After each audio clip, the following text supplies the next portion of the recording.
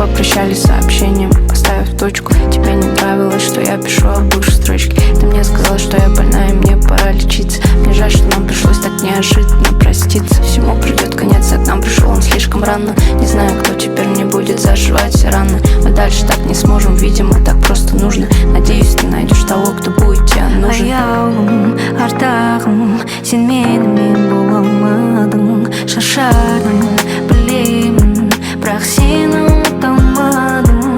Аяулым, артағым, сен менімен бола алмадың. Шаршадым, білемін, бірақ сені ұмыта алмадым.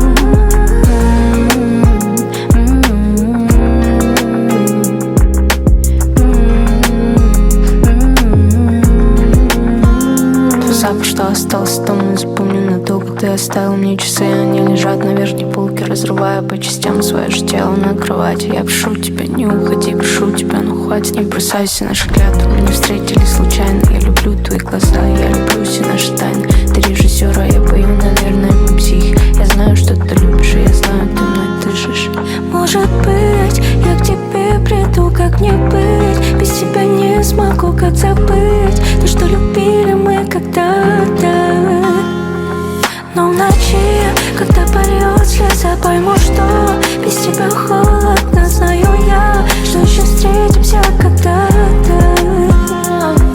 Аяулым, артағым, сен менімен бола алмадың. Шаршадым, білемін, бірақ сені ұмыта алмадым. Аяулым, артағым, сен менімен бола алмадың. Шаршадым, білемін, бірақ сені